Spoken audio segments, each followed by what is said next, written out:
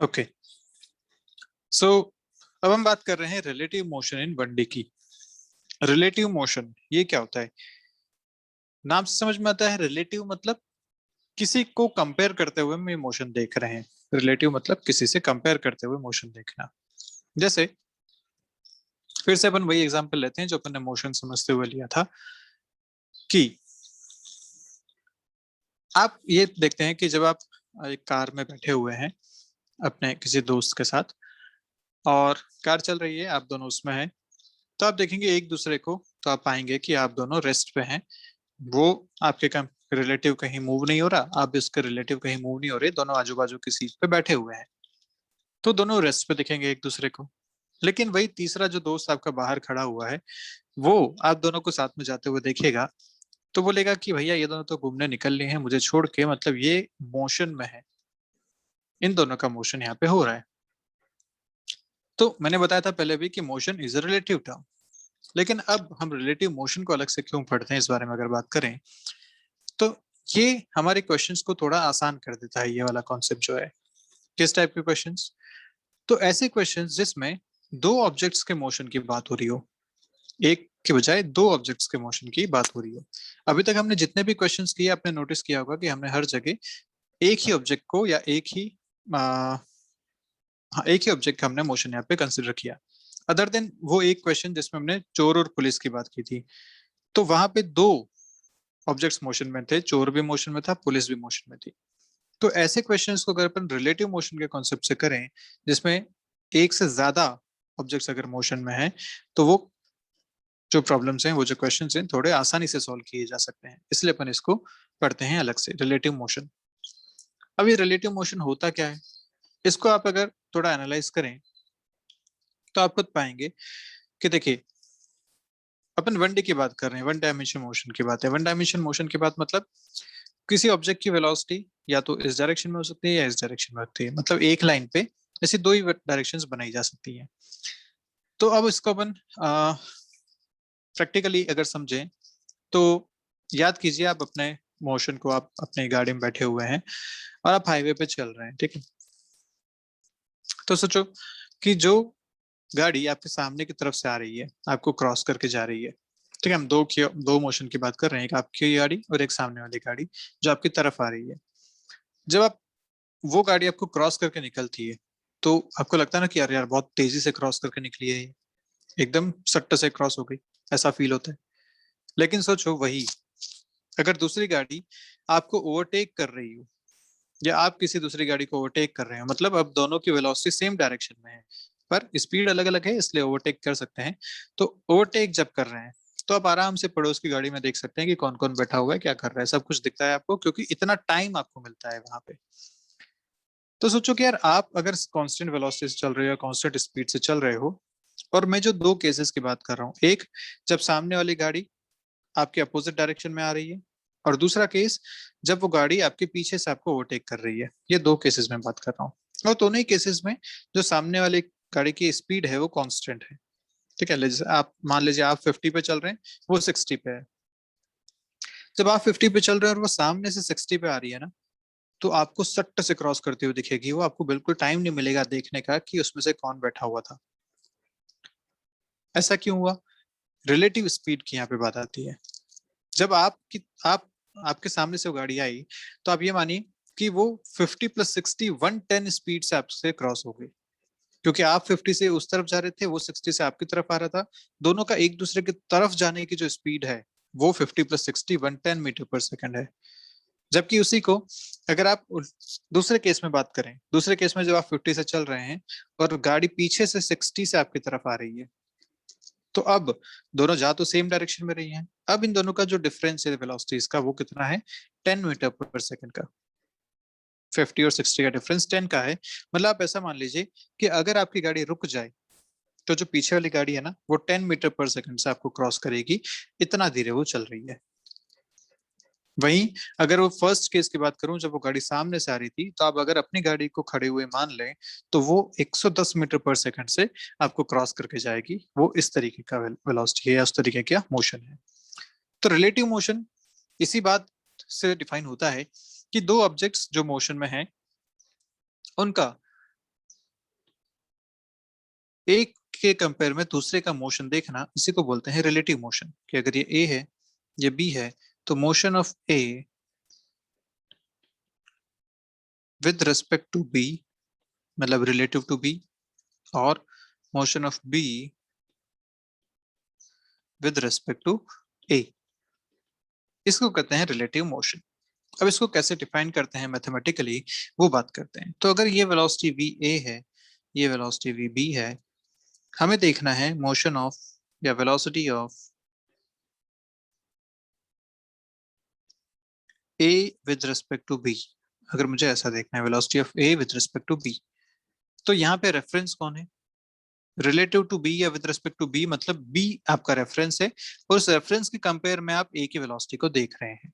इसका क्या मतलब हो गया कि बी इज योर रेफरेंस, और उस रेफरेंस के कंपेयर में आप ए को देख रहे हैं। तो यहाँ पे हम क्या करते हैं कि जो भी हमारा रेफरेंस होता है ना, हम उसे कंसिडर कर लेते हैं रेस्ट पे, एट रेस्ट। उसे कंसिडर कर लिया एट रेस्ट, पर एक्चुअली तो ये रेस्ट पे नहीं है, एक्चुअली तो ये बी वे से चल रहा है। इसको अगर रेस्ट पे कंसिडर करना है, इसका मतलब इसको अपने को स्टॉप करना है। तो जब इसको स्टॉप करते हैं, तो इसकी जो वेलोसिटी है, इस वेलोसिटी को इसे दे देते हैं इन अपोजिट डायरेक्शन, वीबी। क्या किया मैंने? जिस जो हमारा रेफरेंस है, उस रेफरेंस को स्टॉप करना है, उसे रेस्ट पे मानना है। रेस्ट पे कब मान सकते हैं? तो इसकी जो वेलोसिटी है, उस वेलोसिटी को मैं दूसरे ऑब्जेक्ट को दे दूं in the opposite direction. Opposite direction मतलब ये चल रहा था इस डायरेक्शन में, तो मैंने अपोजिट डायरेक्शन में इसको यहाँ पे दे दी। अब देखिए, अब मैं जो रिलेटिव वेलोसिटी वाला हिसाब बताऊंगा, रिलेटिव वेलोसिटी वाला अगर मैं डायग्राम बनाऊं, तो वो डायग्राम बन गया कुछ ऐसा कि ये जो ए है, ये इस डायरेक्शन में चल रहा है with V A minus V B. देखिए, वेक्टर्स जानते हैं ना आप, एक वेक्टर इस डायरेक्शन में, एक वेक्टर इस डायरेक्शन में, मतलब माइनस करेंगे, तो V A minus V B से इस डायरेक्शन में चल रहा है। और ये जो बी है, ये बी यहाँ पे स्टॉप है या रेस्ट पे है। तो ये अब अपना मोशन हो गया जिसको अपने को देखना है। और ये मोशन तो बड़ी आसानी से देखा जा सकता है। ये रुका हुआ है, ये चल रहा है, इसकी वेलोसिटी अपने को पता है, अगर डिस्प्लेसमेंट पता है तो सारा टाइम, सारी चीजें यहाँ से कैलकुलेट की जा सकती हैं, कोई इसमें दिक्कत वाली बात नहीं है। तो रिलेटिव वेलोसिटी का कॉन्सेप्ट आपको ध्यान रखना है। इसको लिखा जाता है relative velocity of A with respect to B is equal to velocity of A minus velocity of B. ये इसका वेक्टर फॉर्मूला है, रिलेटिव वेलोसिटी ऑफ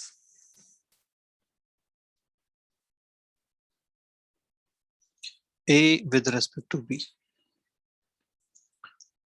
अब इसी को जो अभी मैं आपको कार वाले क्वेश्चन समझा रहा था, वो आप यहाँ करके देख लीजिए, आपको बड़ी आसानी से समझ में आ जाएंगी चीजें। ये आपकी कार है, सामने से एक कार आ रही है इस डायरेक्शन में, ये इस डायरेक्शन में, ठीक है। इसकी वेलोसिटी है 50 मीटर पर सेकंड, या 50 किलोमीटर पर आवर कर लो, 50 kmph। इसकी वेलोसिटी है 60 kmph। अगर मुझे इसकी वेलोसिटी देखनी है, this is A, this is B, अगर मुझे इस ए की वेलोसिटी देखनी है, तो मैं क्या लिखूंगा? Velocity of A with respect to B is equal to velocity of A minus velocity of B.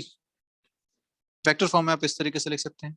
अगर आप इस डायरेक्शन को पॉजिटिव एक्स एक्सिस मानते हैं, तो मतलब जो बी की वेलोसिटी है वो एक्स डायरेक्शन में है, मतलब पॉजिटिव 50 है, आई कैप लिख लेता हूं मैं इसको।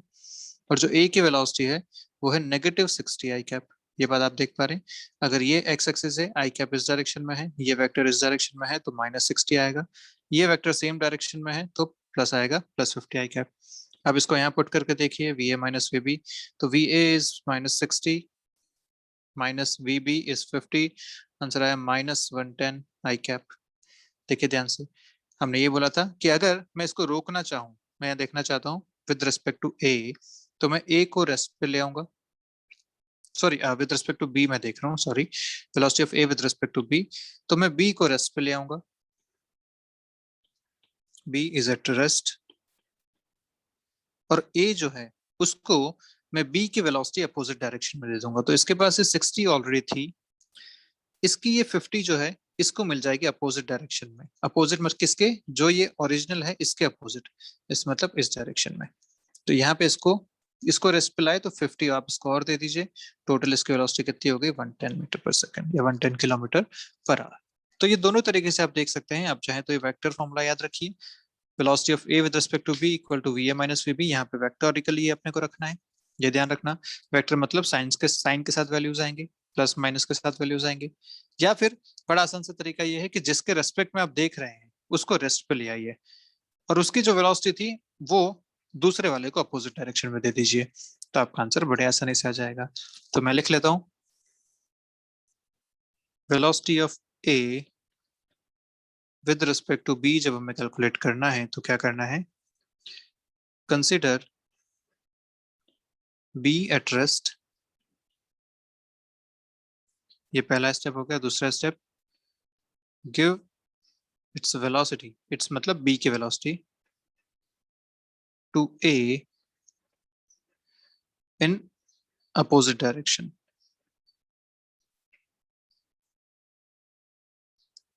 ये आपका तरीका हो गया। अगर आप ये कर लेंगे तो अब तीसरा स्टेप लिख सकते हैं, consider A to B moving with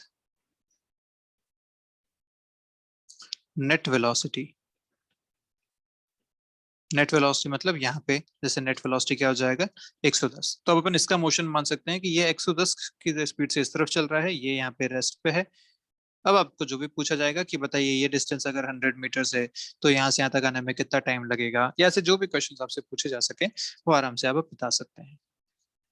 अच्छा, जो रिलेटिव वाला कॉन्सेप्ट है, relative motion concept,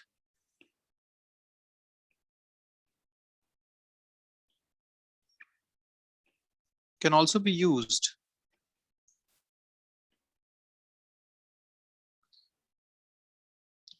with acceleration, displacement and velocity. तो है ही, तो एंड वेलोसिटी भी लिख लेता हूँ, ठीक है। तो ये जो कॉन्सेप्ट है ये एक्सेलरेशन के साथ भी यूज कर सकते हैं, डिस्प्लेसमेंट के साथ भी, और वेलोसिटी के साथ भी यूज कर सकते हैं। इसका मतलब ये कि अगर आप कार का एक्सेलरेशन देखना चाहें, इसका एक्सेलरेशन ए इस डायरेक्शन में था, इसका एक्सेलरेशन अगर A2 इस डायरेक्शन में था, तो आप यहाँ से लिख सकते हैं नेट एक्सेलरेशन या रिलेटिव एक्सेलरेशन जो होगा वो A1 माइनस A2 लिखा जा सकता है, ठीक है। जैसे V1 माइनस V2 वेलोसिटी लिखते थे या VA माइनस VB वेलोसिटी लिखते थे, वैसे ही acceleration of A with respect to B can also be written as acceleration of A minus acceleration of B। ये acceleration पे भी वैलिड रहता है। अब इसके क्वेश्चंस कैसे आते हैं देखते हैं, क्वेश्चन क्या आएगा। तो पहला क्वेश्चन अपन एक प्रैक्टिस करते हैं। क्वेश्चन ऐसा ही है कुछ कि यहाँ पे यह है, यहाँ पे यह है, ये चल रहा है इस तरफ 30 मीटर पर सेकंड से, ये इस तरफ चल रहा है 20 मीटर पर सेकंड से। This is A, this is B. आपसे बोला गया कि अगर इन दोनों के बीच का डिस्टेंस 100 मीटर्स है और दोनों एक ही पॉइंट चल रही है, find the time after which they will collide. ये आपका क्वेश्चन है कि बताइए, ये अगर एक ही पाथ पे चल रहे हैं, एक पतली सी सड़क है, उस पे ये भी इधर आ रहा है, ये भी इधर आ रहा है, दोनों में से कोई ब्रेक मारने को तैयार नहीं है, ये कांस्टेंट वेलोसिटी के साथ चल रहा है, ये भी कांस्टेंट वेलोसिटी के साथ चल रहा है, तो बताइए इन दोनों के बीच में भिड़ंत जो होगी, जो टकराएंगे, वो कितनी देर बाद टकराएंगे। ये आपका क्वेश्चन। अब इस क्वेश्चन को करने का आसान तरीका सबसे क्या है कि हम इसको रिलेटिव मोशन यूज करें, क्योंकि देखो यहाँ पे समय के साथ साथ ये भी आगे बढ़ रहा है, ये भी आगे बढ़ रहा है, तो जो भिड़ंत होगी वो यहाँ कहीं भिड़ंत होगी, दोनों यहाँ पे, ये इधर आ जाएगा, ये इधर आ जाएगा, और यहाँ पे टकरा जाएंगे। तो ये कितना आगे चला और ये कितना आगे चला वो अपने को देखना पड़ेगा। तो आपसे सेकंड क्वेश्चन ये भी पूछता है कि find the distance travelled bye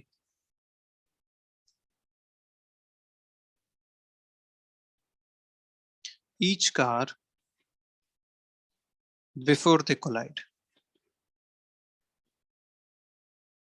इसका मतलब ये कि मान लीजिए कोलिजन हुआ यहाँ कहीं पे, तो इसने कितना डिस्टेंस ट्रैवल किया और इसने कितना डिस्टेंस ट्रैवल किया, ये भी आपसे पूछा गया। क्लियर। अब इसको अगर मैं विदाउट रिलेटिव मोशन करता हूं तो देखिए कैसे करूंगा। करने का तरीका विदाउट रिलेटिव भी हो सकता है, कोई इसमें दिक्कत वाली बात नहीं है। पहले मैं करता हूँ विदाउट रिलेटिव, उसके बाद मैं आपको बताऊंगा कि देखिए रिलेटिव से कितना आसान ये हो गया है। पहले अपन करते हैं इसको, इसको सॉल्व करते हैं। Solution 1, without relative, without relative motion. तो विदाउट रिलेटिव मोशन में अपन क्या करेंगे, देखिए इसका मोशन इस तरफ है, कितने से चल रहा है 20 से, और ये इस तरफ चल रहा है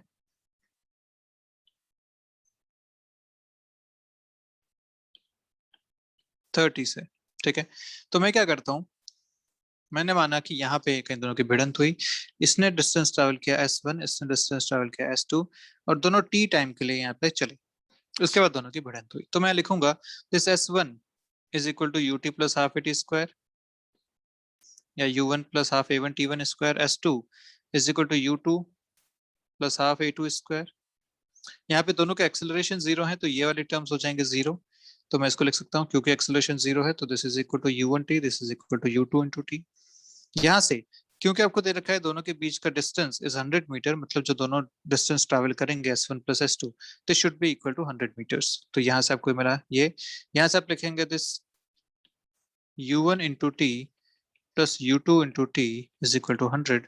यहाँ से आपको मिलेगा t is equal to 100 by u1 plus u2, 100 by u, एक का है 20, एक का है 30, यहाँ से आपको आंसर मिलेगा 2 सेकेंड्स, कि 2 सेकंड बाद ये दोनों टकरा जाएंगे। अब जब 2 सेकंड बाद ये दोनों टकरा गए हैं, तो मैं यहाँ पे वैल्यूज पुट करता हूँ फिर से। यहाँ से S1 आपको मिलेगा u1 इंटू टी के बराबर, u1 इंटू टी, u1 आपको दे रखा है 20 into time t is 40 metres, ऐसे S2 जो आएगा वो आएगा u2 into T, 30 into 2 60 metres. मतलब ये टकराने से पहले 60 चल चुका होगा और ये टकराने से पहले 40 चल चुका होगा, तब टोटल ये 100 वाली डिस्टेंस कवर हो चुकी होगी और ये दोनों टकरा जाएंगे। अब ये तो था विदाउट रिलेटिव मोशन, और ये तो आसान क्वेश्चन है। इसी को अगर मैं रिलेटिव से करता हूँ, सॉल्यूशन 2 विद रिलेटिव मोशन, तो रिलेटिव मोशन में अपने को क्या करना है, किसी एक को रोक देना है। आप जिसको चाहे उसको रोक लीजिए, कोई फर्क नहीं पड़ता, हमें बस ध्यान क्या देना है कि जिसको रोका उसकी वेलोसिटी दूसरे वाले को अपोजिट डायरेक्शन में देनी है। तो ये इधर 20 से चल रहा था, इधर 30 से चल रहा था, इन दोनों के बीच के जो डिस्टेंस है वो 100 दे रखी है अपने को, ठीक है।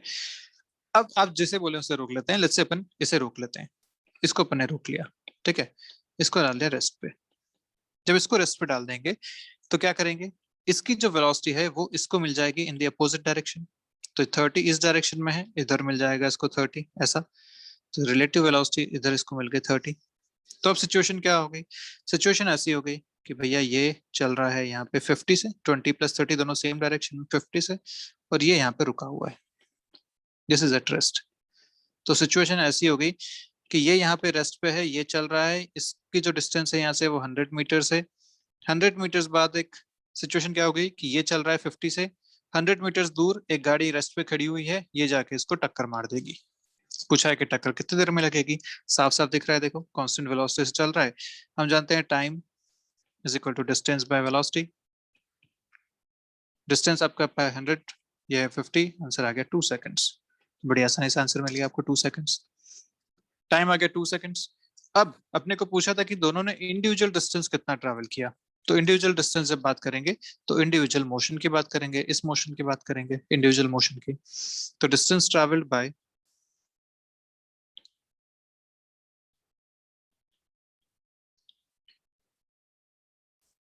कार1 इन 2 सेकंड्स, तो वो कितना हो जाएगा, कार1 की स्पीड जो थी वो 20 थी, 2 से चल रही थी तो 40 मीटर्स। ऐसे ही डिस्टेंस ट्रैवल्ड बाय कार2 इन 2 सेकंड्स, या बिफोर कॉलिजन ये भी लिख सकते हो आप, हो जाएगा 30 से चल रहा था 60 मीटर्स। तो ये आपका आंसर हो गया। तो देखिए रिलेटिव मोशन से करने का क्या फायदा हुआ कि आपकी जो कैलकुलेशन थी, इतनी सारी इक्वेशंस वाली कैलकुलेशन, ये सारी कैलकुलेशन आपकी बच गई, आपने सीधा सीधा इस डायग्राम में चेंजेस कर दिए, डायग्राम चेंज करते ही आपको सीधा एक लाइन में आंसर मिल गया 2 सेकंड्स। तो ये फायदा होता है रिलेटिव मोशन का, और ये तो बहुत आसान सा क्वेश्चन था क्योंकि दोनों ही कांस्टेंट वेलोसिटी से चल रहे थे, एक दूसरे की तरफ आ रहे थे, इसलिए कैलकुलेशन आप चाहे विदाउट रिलेटिव करें या विद रिलेटिव करें बहुत ज्यादा नहीं मिलेगी। लेकिन जिन क्वेश्चंस में कैलकुलेशन ज्यादा होती है उसमें रिलेटिव मोशन एकदम बढ़िया आपके लिए काम करता है। जैसे एक क्वेश्चन अपन करते हैं अब, क्या आपको यहाँ तक का सारा कॉन्सेप्ट क्लियर है रिलेटिव मोशन वाला, यस और नो? Yes sir. आप सभी लोगों को ना मतलब कैसे वेलोसिटी को हमें एक से दूसरे को देना है, सारी चीजें क्लियर है ना? Yes sir. ठीक है, तो आप एक क्वेश्चन और करते हैं। देखिए इस बार क्वेश्चन जो है उसमें एक्सेलरेशन भी इन्वॉल्व होगा। इस बार ऐसा सिचुएशन है, सिचुएशन क्या है कि एक टावर है यहाँ पे, इसे एक टावर बना लेते हैं। ओके, तो हुआ ऐसा कि इस टावर के फुट से, बेस से ऊपर की तरफ एक ऑब्जेक्ट को फेंका गया और टावर के टॉप से एक ऑब्जेक्ट को नीचे की तरफ फेंका गया। ठीक है, इसकी वेलोसिटी है 10 मीटर पर सेकंड, इसकी वेलोसिटी है 20 मीटर पर सेकंड। या वेलोसिटी थोड़ी सी ज्यादा लेते हैं, इसकी वेलोसिटी लेते हैं 50 मीटर पर सेकंड, उसकी वेलोसिटी है 10 मीटर पर सेकंड। टावर की जो हाइट है ये अपन ले लेते हैं 50 मीटर्स। ठीक है, आपसे पूछा गया पहला क्वेश्चन ये कि find the time of collision.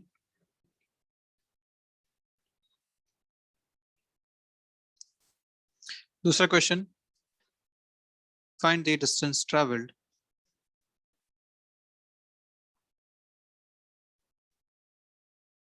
Bye each ball before collision. तो सेम जैसा आपने पहले देखा था वैसा ही है, बस इस बार यहाँ पे जी भी यहाँ पे आपका कंसिडर होगा।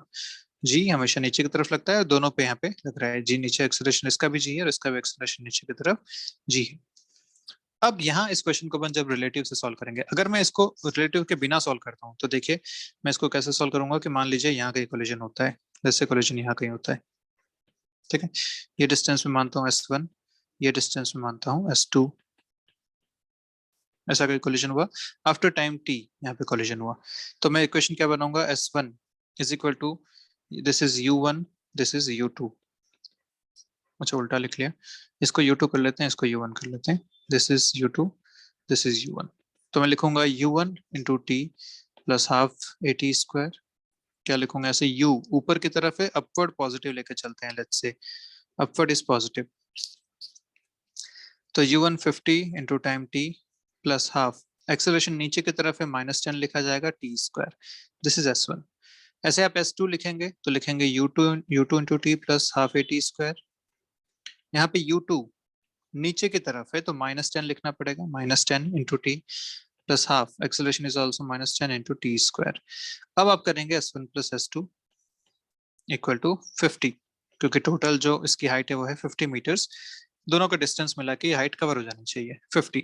अब आप ध्यान से देखिए तो यहाँ आपके पास क्वाड्रेटिक मिल रही है टाइम में, इधर टी स्क्वायर टी और टी ऐसी इक्वेशन मिल रही है। टाइम की क्वाड्रेटिक है, उसको आपको सॉल्व करके टाइम कैलकुलेट करना पड़ेगा, बड़ा भारी हो जाएगा ये क्वेश्चन। यहाँ से आप टाइम कैलकुलेट करेंगे क्वाड्रेटिक इक्वेशन को सॉल्व करके। लेकिन यही क्वेश्चन अगर आप अगर रिलेटिव से करते हैं, विद रिलेटिव, तो देखिए क्या एकदम मक्खन की तरह क्वेश्चन सॉल्व होता है, बिल्कुल फास्ट। क्या करना है विद रिलेटिव, विद रिलेटिव में हम जानते हैं किसी एक को रोक दो दूसरे को चला लो, आपकी जिसकी मर्जी उसको रोक लो। मैं नीचे वाले को रोक लेता हूँ, इसको रोक लेता हूँ। ठीक है, ये 10 से नीचे आ रहा था, इसकी वेलोसिटी 50 से ऊपर थी, अगर मैंने इसको रोका है तो जो इसकी वेलोसिटी है वो इसको मिल जाएगी अपोजिट डायरेक्शन में, तो इसको वेलोसिटी मिल जाएगी इस डायरेक्शन में 50। तो इसकी जो नेट वेलोसिटी हो गई वो हो गई नीचे की तरफ 60 मीटर पर सेकंड। चलिए बहुत बढ़िया, तो वी रिलेटिव तो आपको मिल गया 60 मीटर पर सेकंड। ठीक है, अब बात करते हैं एक्सेलरेशन की। इसका एक्सेलरेशन नीचे की तरफ जी, इसका भी एक्सेलरेशन है नीचे की तरफ जी। तो सिमिलरली एक्सेलरेशन में भी करेंगे, अगर इसको रोका है तो इसका एक्सेलरेशन मान लो 0 और इसका जो एक्सेलरेशन था उसको दे दो अपोजिट डायरेक्शन में इसको। तो इसका एक्सेलरेशन था नीचे की तरफ जी, इसको मिलेगा ऊपर की तरफ जी, इसको मिल गया ऊपर की तरफ जी, नीचे जी ऊपर जी, नेट एक्सेलरेशन इज 0। ये यहाँ खास बात हो गई कि जैसे ही दोनों का एक्सेलरेशन सेम हुआ, इसका भी नीचे जी था इसका भी नीचे जी था, रिलेटिव करेंगे तो सेम के केस में रिलेटिव तो हो जाएगा 0। तो यहाँ पे एक्सेलरेशन, रिलेटिव एक्सेलरेशन हो गया आपके पास 0 के बराबर, और ये आपका हो गया यहाँ पे टाइम सेवर। टाइम सेवर कैसे, अब आप जो अपनी इक्वेशन लिखेंगे S equal to U T plus half A T square, तो वही इक्वेशन यहाँ रिलेटिव की टर्म में लिखी जाएगी, S relative is equal to U relative into T plus half A relative into T square. S relative कितना distance travel किया इसने 50, तो 50 यू रिलेटिव अभी आपने कैलकुलेट किया 60 into time plus half into 0 into T square, time यहाँ से सीधा सीधा मिल गया आपको 5/6 सेकेंड्स। देख रहे हो, बिना किसी मेजर कैलकुलेशन के आपने सीधा यहाँ पे टाइम कैलकुलेट कर लिया 5/6 सेकेंड्स कि 5/6 सेकेंड्स बाद इन दोनों का कोलिजन हो जाएगा। और यही टाइम आप अगर इससे करते ना विदाउट रिलेटिव जाते तो आप अभी तक क्वाड्रेटिक ही सॉल्व कर रहे होते हैं यहाँ बैठ के। तो जो रिलेटिव मोशन का कॉन्सेप्ट है वो कैलकुलेशन को बहुत आसान बना देता है या कैलकुलेशन को हटा देता है क्वेश्चन से, क्वेश्चन को बहुत आसान बना देता है सॉल्व करना। तो एक बार टाइम मिल गया 5/6 सेकेंड्स कि 5/6 सेकेंड्स बाद ये आपस में टकरा जाएंगे। अब आप इनका इंडिविजुअल मोशन देख लो। अपने को पता है t इक्वल टू 0 पे यहाँ से चलना शुरू हुआ था, ये ऊपर की तरफ चलना शुरू हुआ था t इक्वल टू 0 पे, t इक्वल टू 5/6 पे ये यहाँ पे आके टकरा रहे हैं। इसका अपने को डिस्प्लेसमेंट देखना है S1, इसका अपने को डिस्प्लेसमेंट देखना है S2, दोनों देख सकते हैं। S1 is equal to U1 into T plus half AT square, U1 50 है, ऊपर को पॉजिटिव माना हुआ है, टाइम 5/6 है, plus half AT square, acceleration -10 है, इंटू 5/6 का स्क्वायर। इसको सॉल्व करेंगे S1 मिल जाएगा आसानी से। ऐसे S2 जब आप लिखेंगे तो लिखेंगे U2 into T plus half AT square, S2 आपको यहाँ से मिल जाएगा, U2 आपको दे रखा है 10 नीचे की तरफ है इसलिए -10 इंटू टाइम 5/6 प्लस हाफ यहाँ से आएगा -10 इंटू टी का स्क्वायर 5/6 का स्क्वायर, तो यहाँ से आपको S2 मिल जाएगा। दोनों डिस्टेंसेस आपको मिल गई, आसानी से आपका क्वेश्चन सॉल्व हो गया। तो रिलेटिव मोशन का कॉन्सेप्ट जो है वो क्वेश्चंस को आसान बनाने के लिए काम आता है। तो जब भी अपन एक से ज्यादा ऑब्जेक्ट्स के मोशन की बात करते हैं तो कोशिश करते हैं कि रिलेटिव मोशन वाला कॉन्सेप्ट यूज करें, स्पेशली जब आप देखें कि मोशन एक दूसरे की तरफ हो रहा है या पैरेलल लाइन मोशन हो रहा है या फिर दोनों का एक्सेलरेशन सेम है, तो ऐसे केस में अगर आप रिलेटिव मोशन यूज करते हैं तब तो बड़ी आसानी से आप क्वेश्चंस को सॉल्व कर पाएंगे। ठीक है, तो क्या यहाँ तक सारी बातें क्लियर हैं आपको? यस और नो? Yes sir. ठीक है, बहुत बढ़िया। तो ठीक है, आज की क्लास अपन यही खत्म करते हैं, मिलेंगे नेक्स्ट क्लास में। तो रिलेटिव मोशन अपना ये अपन इतना ही पढ़ रहे हैं, इसके बाद जब मोशन इन 2D पढ़ेंगे तो हम इसमें रिलेटिव मोशन की और बातें करेंगे। फिलहाल हमारा रिलेटिव मोशन हम इतना ही कर रहे हैं। अब हमारा जो इसमें कॉन्सेप्ट बचता है वो कॉन्सेप्ट बचता है ग्राफ्स वाला। तो कल की क्लास में या जो भी नेक्स्ट क्लास अपनी रहेगी उसमें अपन पूरा ग्राफ पढ़ेंगे और उसके बाद अपन शुरू करेंगे मोशन इन 2D, जो कि आपका NCERT का 4th चैप्टर रहेगा। ठीक है, तो चलिए मिलते हैं नेक्स्ट क्लास में, तब तक के लिए बाय बाय, ध्यान रखिए अपना और पढ़ते रहिए। Bye bye, bye bye.